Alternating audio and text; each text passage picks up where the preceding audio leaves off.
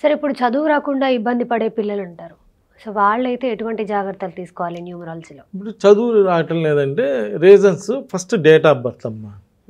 Date of బర్తే 13వ తారీఖు, 18వ తారీఖు ఇలా కొన్ని నెగిటివ్ నెంబర్స్ ఉంటాయి. ఆ నెంబర్స్లో డేట్ ఆఫ్ బర్త్లో పుట్టిన వాళ్ళు జనరల్గా కొంచెం మొండిగా ఉంటారు, చదవమంటే నేను వెళ్ళనంటారు, ఇలా ఇబ్బంది పెడుతూ ఉంటారు. సరే అది పక్కన పెడితే నేను అబ్జర్వ్ చేసిన దానిలో ఆ డేట్ ఆఫ్ బర్త్కి తగ్గట్టుగా చూసుకొని వాళ్ళ పేరులో డేట్ ఆఫ్ బర్త్ భగవంతుడు ఇచ్చిందమ్మా, మనం ఏం చేయలేం, అంతే కదా. ఇప్పుడు అది భగవంతుడి నిర్ణయం ప్రకారం జరిగిపోయింది. కానీ పేరు మన చేతుల్లో ఉంది కదా. ఈ పేరులో కూడా నెగిటివ్ నెంబర్ పెడితే అంటే ఒకవేళ డేట్ ఆఫ్ బర్త్ చాలా బాగుండి పేరులో నెగిటివ్ నెంబర్ వస్తే కూడా ఇబ్బంది పడుతున్నారు చదువులో. డేట్ ఆఫ్ బర్త్ బాగలేక పేరులో కూడా బాగలేకపోతే మరీ ఇబ్బంది పడుతున్నారు. అలా జరుగుతూ ఉన్నది. ఇక నేను పర్టికులర్గా మీకు ఏం చెప్పేది ఏంటంటే ఏ డేట్ ఆఫ్ బర్త్ వాళ్ళకి ఆ నంబర్ ప్రకారం పేరు పెట్టాలి. ఇప్పుడు సపోజ్ 13వ తారీఖు పుట్టారు, జనరల్గా మొండిగా ఉంటారు పిల్లలు, అలా మొండిగా ఉంటాయి. కానీ ఆ పిల్లలు కూడా చాలా మంచి పిల్లలు ఉండడానికి అవకాశం ఉంది. రీజన్ ఏంటంటే ఈ 13 అనేది వాళ్ళకి 1లో పేరు పెడితే, 1 అంటే సూర్యుడు, సూర్యుడి ఛాయాగ్రహమే ఇది 4, 13. వీళ్ళకి కొంచెం ఈ డేట్ ఆఫ్ బర్త్ ఇబ్బందిగా ఉన్నప్పుడు ఈ డేట్ ఆఫ్ బర్త్ని ఇలా కనుక మనం మార్చుకొని పేరులో కనుక మంచి బలమైన నంబర్ 46 నంబరు, 37 నంబరు, 73 నంబర్ అని ఇలా కొన్ని నంబర్లు ఉన్నాయమ్మ. ఆ నంబర్లలో పేరు పెడితే చదువురాని పిల్లలు కూడా బాగా చదువుతున్నారు. ఏది ఏమైనా చదువుకి సంబంధించి మాత్రం counselling is the most important అమ్మ.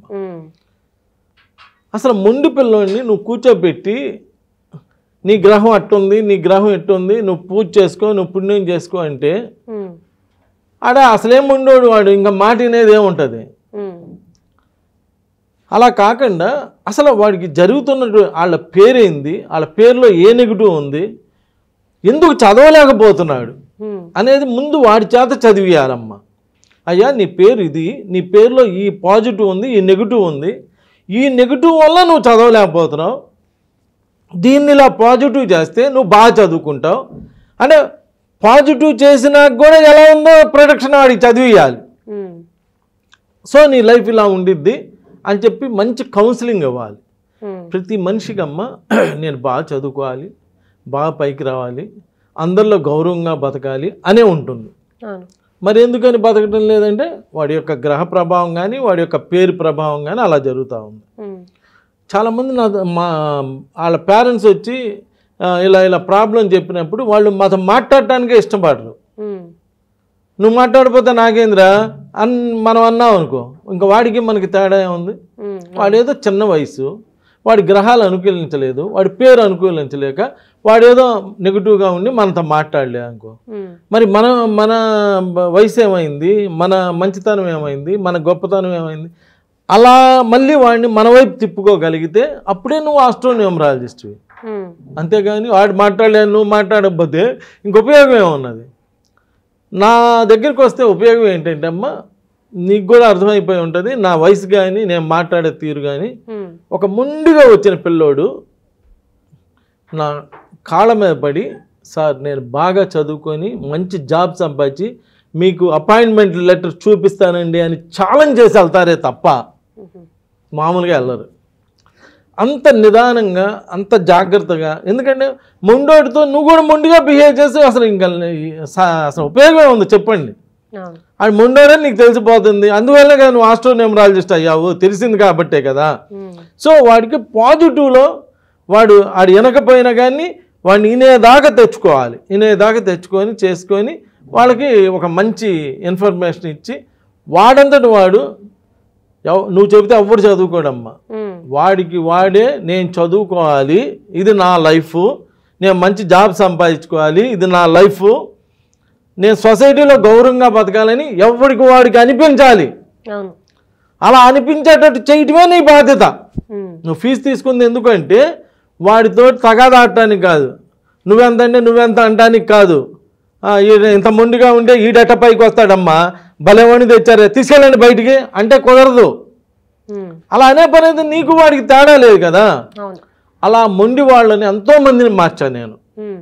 ఒక ఆయన మెక్సికో వెళ్ళొచ్చాడంటమ్మ, ఇది 10 years క్రితం విషయం. మెక్సికో వెళ్ళొచ్చాడంట. అంటే అప్పట్లోనే మంచి జాబ్లో సాఫ్ట్వేర్ ఇంజనీర్గా మెక్సికో అవన్నీ తిరిగి వచ్చి చాలా మంచి స్థాయిలో ఉన్న ఒక అతను 10 years క్రితం అంట ఒక మాట అడిగాడంట, నేను చచ్చిపోదాం అనుకుంటున్నా అండి అంటే. అప్పటికే మంచి జాబ్లో ఉన్నాడు, పెళ్ళయింది, మంచి స్థాయిలో ఉన్నాడు కదా. అతను అడిగాడంట, నేను చనిపోదాం అనుకుంటున్నానండి అని చెప్పి అడిగాడంట. ఆయనకి నేను ఒకే మాట చెప్పానంట, అంటే రెండో వర్డ్ కూడా చెప్పలా, ఒక్క మాటే చెప్పానంట. ఆయన నిన్న శనివారం, లాస్ట్ శనివారం, ఇవాళ మంగళవారం కదా, శని ఆది సోమ, నిన్న శనివారం వచ్చి, ఏమండి నన్ను గుర్తుపట్టారా, ఎప్పుడో 10 ఏళ్ల క్రితం మీ దగ్గరికి వచ్చాను, అప్పుడు నేను ఫోన్లో మిమ్మల్ని ఒక మాట అడిగాను, ఇలా చనిపోదాం అనుకుంటున్నాను, నా ప్రాబ్లమ్స్ నేను తట్టుకోలేకపోతున్నాను అని మీరు ఒక్క మాట చెప్పారు. ఈరోజు నాకు భార్య, 2 పిల్లలు, నేను సొసైటీలో ఒక గౌరవప్రదమైనటువంటి వ్యక్తినండి. మీకు థ్యాంక్స్ చెప్పడానికి, మీ 10 ఏళ్ల క్రితం ఉన్న మీరు ఇంతవరకు నేను మిమ్మల్ని కలవలేదు, ఫోన్లో కూడా కానీ మిమ్మల్ని చూసి మీకు థ్యాంక్స్ చెప్పి ఇదండి నా లైఫ్ అని చెప్పడానికి వచ్చానండి అని చెప్పాడమ్మా. ఎంత అంటే ఒక లైఫ్ ఒక వర్డ్ తోటి కాపాడామంటే, అంటే నేననేది ఏంటంటే ఈ జన్మ, నా జన్మ ఏదో పర్పస్ కోసం వచ్చాను. ఒక పర్పస్ అంటే అతను అంటే ప్రపంచాన్ని అంతా నేను ఏదో చేశానంటలా, అతను ఒకరిని కాపాడినట్టే కదా, ఒక లైఫ్ని కాపాడినమే కదా. అంటే భగవంతుడు ఆయన యొక్క లైఫ్ని నా చేత అలా ఇది చేయించాడు. అలా ఎంతోమంది అలా డెవలప్ అవుతున్నారు. సో ఏదైనా ప్రాబ్లమ్స్ ఉంటే, మీ పిల్లలు ప్రాబ్లమ్స్ చేస్తుంటే మీరు మొండిగా ఉండి వాళ్ళు మొండిగా ఉండి తగాదాడుకొని చేయమాకండి.